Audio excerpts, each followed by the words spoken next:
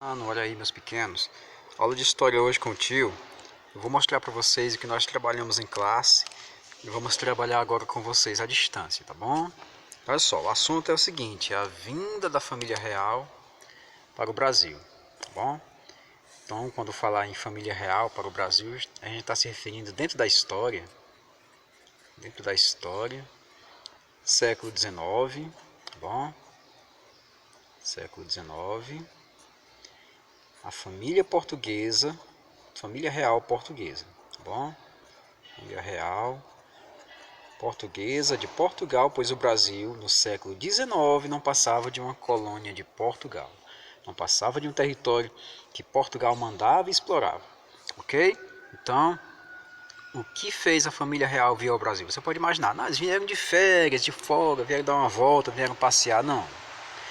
A família real ao Brasil, como está bem marcado, demarcado na página 58 do nosso livro didático, a família real ela veio ao Brasil por conta de mudança mesmo. Ela se mudou para o Brasil na data de 1808. Como eu falei para vocês, século XIX.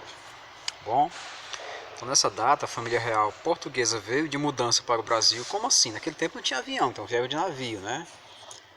Nossa, professor, então deixaram Portugal e vieram se abarrancar aqui no Brasil assim, do nada? Foi exatamente do nada. Vamos compreender o processo.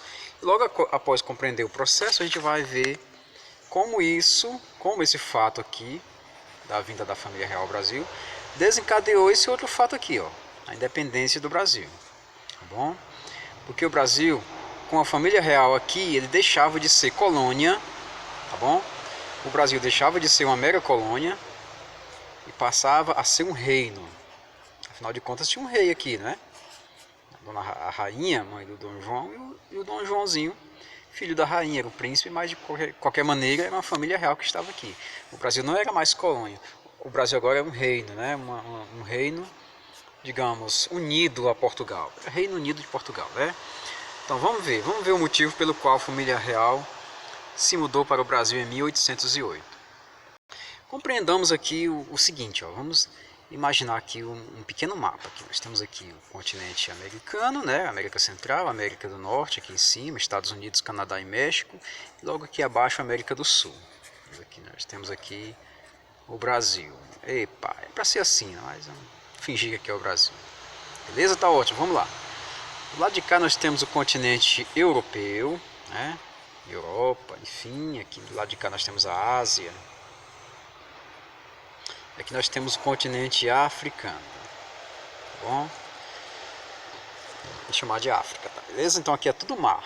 Aqui é o mar, eita, aqui é o oceano Atlântico. Aqui é o Oceano Pacífico, eita danação, é mar para todo lado, né? Aqui é o Oceano Índico aqui embaixo, que é a terra do gelo, enfim, aqui fica o pessoal tá doido aí para derreter as geleiras, né?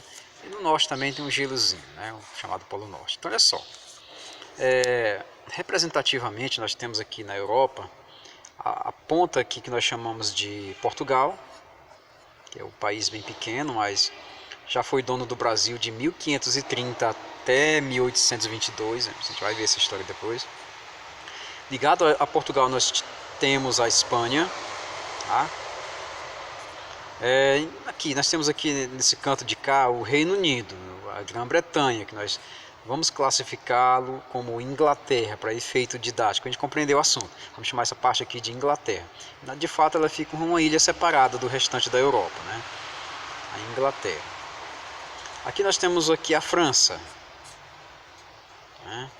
E tem outros países também. Tem um monte de países. Vamos ficar só com esses por enquanto, tá bom? Coloquei Espanha, não vai nem ser preciso tanto. Coloquei Espanha por ser vizinho de Portugal, enfim, mas deixei ela aqui no cantinho dela. Portugal, que é essa parte aqui que o tio vai destacar de amarelo, né?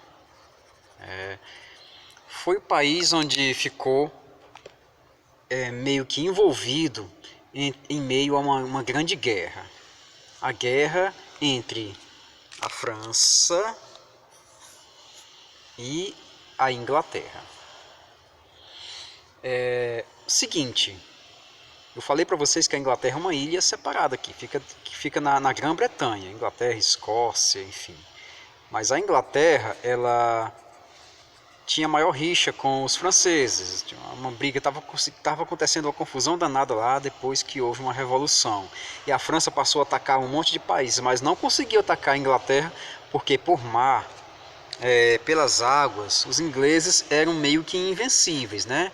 A marinha inglesa era muito poderosa e por mar não tinha como encarar os ingleses não. Mas já por terra, a França era muito forte. E aí ficava essa confusão, e no meio de tudo isso tinha Portugal. Tá? Então chega um momento em que a França pergunta a Portugal: e aí, vai ficar do nosso lado ou não? Portugal já tinha uma aliança, uma amizade lá com a Inglaterra. Isso é coisa antiga, né? Coisa bem antiga mesmo, coisa de Idade Média, 1212 mais ou menos. Já tinha uma amizade muito antiga com a Inglaterra. E a França não aceitava isso. A França foi lá e disse: ó, seguinte, moçada, se você não ficar do nosso lado, a gente vai ter que invadir o seu país. E aí? Os ingleses, logicamente, queriam uma posição de Portugal, né? Se ele ficasse do lado de Napoleão, tinha que cortar relações com a Inglaterra. E a Inglaterra já não estava fazendo muito contato com os países aqui. Por quê? Porque a danada da França havia passado um bloqueio aqui. Essa parte vermelha que o tio está fazendo, ó, chama-se bloqueio continental. A França impedindo a Inglaterra de ter contato com os demais países, tá bom? O nome disso é bloqueio continental. Danou-se, professor, e agora? Como é que ia ser? Aqui é o seguinte, pega leve aí com Portugal. Portugal tinha que escolher. O príncipe de Portugal, Dom João de Portugal, ficou em meio de uma sinuca de bico, ele não sabia para onde correr. Se ele fosse para o lado da França, a Inglaterra ficava de mal, e a Inglaterra era muito poderosa. Se ele fosse para o lado dos ingleses, a França invadia, e a França era muito poderosa. Na figura do Napoleão Bonaparte, a França estava dominando a Europa quase toda.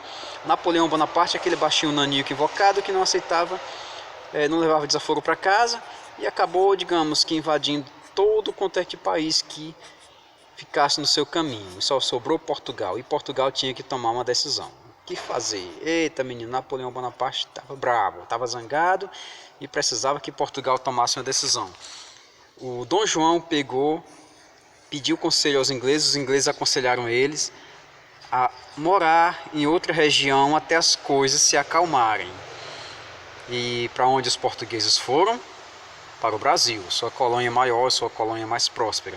Então, gente, é o seguinte, se o tio perguntar em uma atividade ou na prova por qual motivo a família real veio morar no Brasil na data de 1808, você pode dizer que foi pelo motivo de que estava acontecendo muitas guerras na Europa, principalmente a guerra da França com todos os outros países e principalmente contra a Inglaterra. Se eu perguntar também o que foi o bloqueio continental, foi o bloqueio que a França colocou no meio para a Inglaterra não ter contato com nenhum outro país, não ter contato comercial, econômico ou político com nenhum outro país.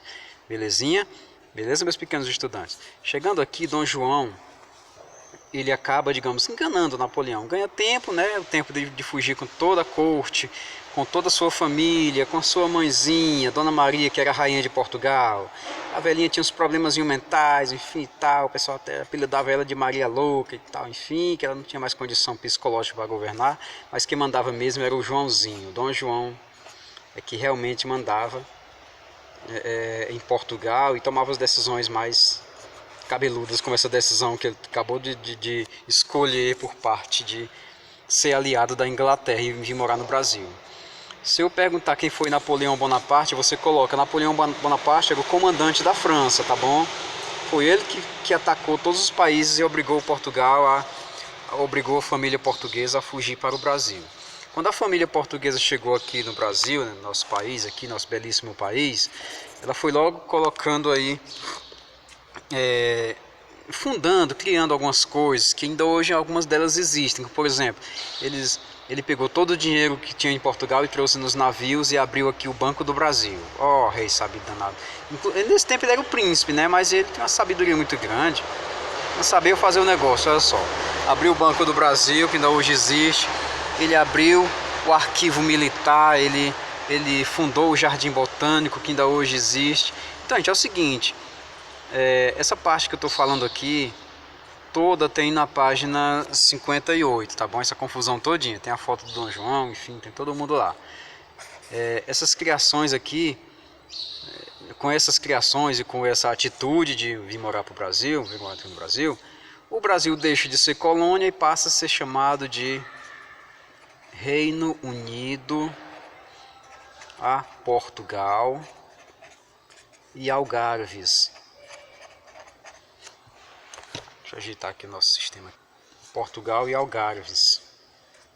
Não sei o que é raio é Algarves, professor. Nossa. Credo, Algarves é uma região do sul de Portugal que ele conquistou dos mouros, né? Uma regiãozinha lá que ele acabou conquistando. Portugal tinha essa mania de conquistar coisas, né? Nossa. Então, o Brasil passou a ser chamado de Reino Unido a Portugal e Algarves. Uma turma que tinha aqui gostou, claro, logicamente gostou desse nome e tal. Afinal de contas, o Brasil deixava de ser uma colônia e passava a ser um Reino Unido. Imagine, o Brasil agora tinha toda uma elite, né? Uma elite portuguesa, uma elite econômica, uma elite que ia, digamos assim, ser mais esclarecida do que a elite anterior. O Dom João trouxe muitos artistas intelectuais para o Brasil, inclusive muitos deles franceses. O Dom João convidou pessoas importantes para vir morar no Brasil, eles vieram. Salvador, Rio de Janeiro. As cidades foram, digamos assim, se tornando o grande centro econômico do país. De Salvador foi para o Rio de Janeiro, aqui no sudeste do país, onde tornou-se a capital do Brasil, e por aí vai. E Dom João, Dom João que fazia? Dona Maria, coitada, a bichinha, o apelido dela era Louca, Ave Maria. Então, Dona Maria teimou, não achou o que fazer, faleceu, e quem assumiu o reinado foi o Dom João. O nome dele foi mudado para Dom João VI, o rei do Brasil, né?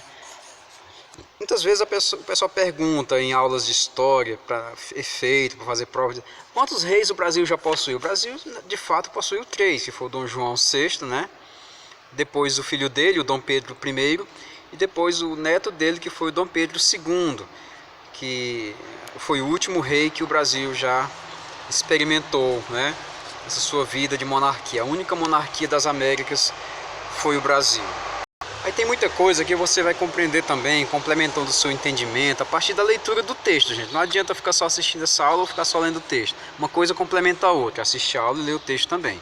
Lá no texto vai dizer que a linha do tempo não para, que a linha do tempo continua, que a linha do tempo sai de 1808, eita, errei, sai de 1808, né? Chega até 1821, onde o Napoleão Bonaparte não representava mais nenhum perigo, não tinha mais Napoleão Bonaparte, e Portugal começou a caminhar para um novo rumo. A Europa todinha começou a caminhar para um novo rumo, né? O rumo da burguesia, o rumo do mercantilismo, um rumo mais apropriado aos, digamos, às novas revoltas, novas revoluções burguesas. E dessa forma, Portugal começava a se tornar um país liberal, mas com uma constituição. O pessoal estava lá escrevendo uma constituição. Constituição nada mais é do que um conjunto de leis, tá bom? Um conjunto de leis de um país ou nação, ok? Ou de um estado, tanto faz. Muito bem, olha só. Com a derrota de Napoleão Bonaparte, que não nos cabe agora falar, isso fica para uma outra oportunidade, ele foi derrotado pelos ingleses e seus aliados. Portugal resolve chamar de volta o seu rei. Onde estava o seu rei? Estava tomando uma aguinha de coco lá no Brasil. Só que aí é o seguinte, o rei tinha que voltar, porque agora Portugal ia se tornar um país liberal, com uma constituição a ser respeitada, e o reizinho não poderia sair de lá. Nisso, Pedrinho, que era o filho do rei, já estava crescido, né? Estava crescido e digamos, já tinha habilidades para compreender o que estava acontecendo.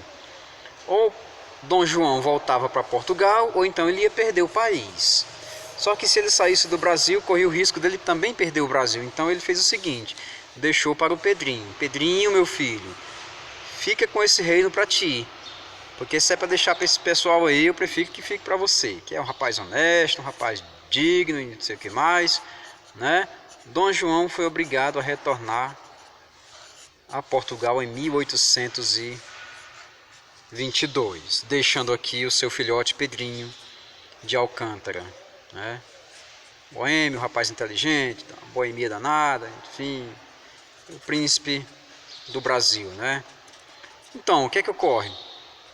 Ocorre que o Pedrinho já tinha uns amiguinhos aí de partidos brasileiros, partidos políticos, por exemplo, Partido Brasileiro. Começou um pessoal a se aproximar do Pedro, né? Fazer amizade com ele. Ô Pedrinho, dou o maior like aí pra você, aceite aí a proposta de Dom João, nos ajude a ficar aqui no nosso país, né?